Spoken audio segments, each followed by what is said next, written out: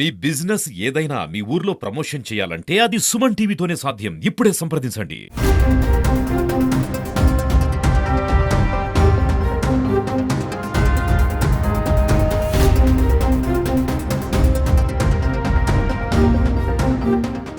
నమస్తే, welcome to Suman TV.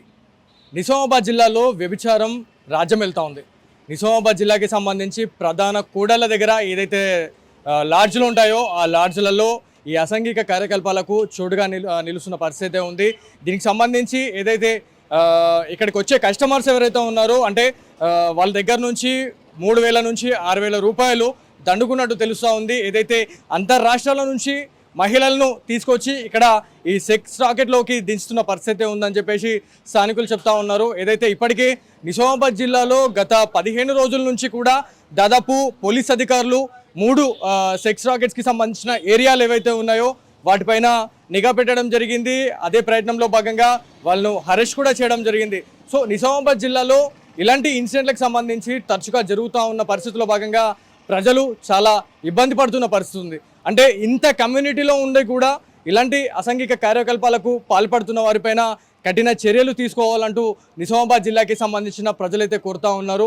ఏదైతే ఒంటరి మహిళలకి సంబంధించి కావచ్చు, అదేవిధంగా అంతర్రాష్ట్రాల నుంచి ఇక్కడికి నిజామాబాద్కి వచ్చిన మహిళల్ని టార్గెట్ చేసి వాళ్ళని ఇబ్బంది పెట్టో లేకపోతే ఇంకేమో చేసో వాళ్ళని ఈ సెక్స్ రాకెట్లోకి దించే ప్రయత్నం అయితే చేస్తూ ఉన్నారని చెప్తా ఉన్నారు. ఏదైతే ఈ లాడ్జ్కి సంబంధించి మాట్లాడుకుంటే ఈ లాడ్జ్లో పనిచేస్తున్న ఒకతను ఇక్కడ పనిచేస్తూ ఎవరైతే ఆ మహిళలకి సంబంధించి ఈ సెక్స్ రాకెట్లో వాళ్ళని దించుతూ ఉన్నారు. అదేవిధంగా ఎవరైనా వచ్చిన వాళ్ళకి ఫోన్స్ ఆధారంగా వాళ్ళ పిక్స్ కావచ్చు, వాళ్ళ వీడియోస్ చూపించి ఒక రేట్ అయితే కట్టి వాళ్ళతో అంటగడుతున్న పరిస్థితి అయితే ఉంది. దీనికి సంబంధించి అయితే చాలామంది ఇప్పటికే రైల్వే స్టేషన్లో ఇక్కడ చాలా పెద్ద పెద్ద లాడ్జ్లు అనేటివి ఉన్నాయి. సో ఈ లాడ్జ్లకు సంబంధించి చాలా దగ్గర కూడా ఇలాంటి ఇన్సిడెంట్లు అయితే జరుగుతూ ఉన్నాయి. అసలు పోలీస్ అధికారులు కూడా ఖచ్చితంగా రైడ్ అనేది చేసినట్లయితే ఖచ్చితంగా ఈ వ్యభిచారానికి సంబంధించి ఖచ్చితంగా అరికట్టే అవకాశం ఉంటుంది అని చెప్పేసి కూడా స్థానిక ప్రజలు చెప్తా ఉన్నారు. సో రైల్వే స్టేషన్ గురించి మాట్లాడుకుంటే నిత్యం రాకపోకలు ఉండే ఏరియా.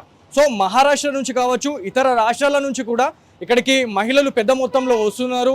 ఈ లాడ్జ్లలో ఉండు ఎవరైతే జిల్లా ప్రజలకి సంబంధించి దీనికి సంబంధించి అయితే చాలామందికి ఇలాంటి మహిళల్ని ఎరగవేసి వాళ్ళ నుంచి అందుకున్నంత దండుకుంటున్నారు అని చెప్పేసి కూడా ఇక్కడ స్థానిక ప్రజలు చెప్తా ఉన్నారు. ఖచ్చితంగా పోలీసులు వీరిపైన తగు చర్యలు తీసుకోవాలా, ఇలాంటి అసాంఘిక కార్యకలాపాలకు పాల్పడుతున్న వారికి ఖచ్చితంగా వాళ్ళపైన కేసులు నమోదు చేసి తగిన శిక్షలు వేయాలని చెప్పేసి కూడా నిజామాబాద్ జిల్లాకి సంబంధించిన ప్రజలైతే కోరుతూ ఉన్నారు.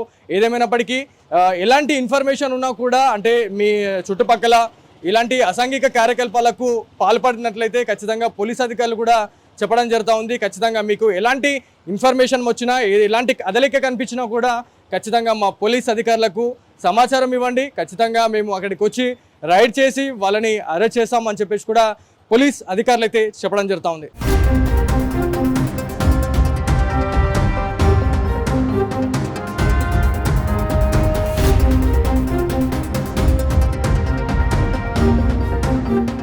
సో నిత్యం రద్దీగా ఉండే ప్రదేశంలో ఇలాంటి అసాంఘిక కార్యకలాపాలకు పాల్పడుతూ ఉన్నారు కొంతమంది దుండగులు. ఏదైతే పబ్లిక్ ఎక్కడైతే ఎక్కువ ఉంటున్నారో ఆ కమ్యూనిటీలోనే వాళ్ళని టార్గెట్ చేసి ఖచ్చితంగా వాళ్ళని ఈ దాంట్లో దించే పరిస్థితి ఉంది అని చెప్పేసి కూడా స్థానికులు చెప్తా ఉన్నారు. ఏదైతే రైల్వే స్టేషన్కి సంబంధించిన పరిసర ప్రాంతంలో ఉన్నామో ఒక్కసారి విజువల్స్లో కూడా మనకి ఆ లాడ్జ్కి సంబంధించిన విజువల్ కనిపిస్తూ ఉంది. ఏదైతే కొన్ని రోజులుగా ఇక్కడ ఇదే లాడ్జిలో కూడా ఇలాంటి అసాంఘిక కార్యకలాపాలకి పాల్పడుతున్నారు అనే పక్కా సమాచారంతో పోలీస్ అధికారులు పక్కా నిఘా పెట్టి వాళ్ళని అరెస్ట్ చేసిన పరిస్థితి ఉంది. దాదాపు ఎవరైతే నిర్వాహకుడు ఎవరైతే ఉన్నారో అతను కామారెడ్డి జిల్లాకి సంబంధించిన క్యాండిడేట్గా పోలీస్ అధికారులు నిర్ధారించడం జరిగింది.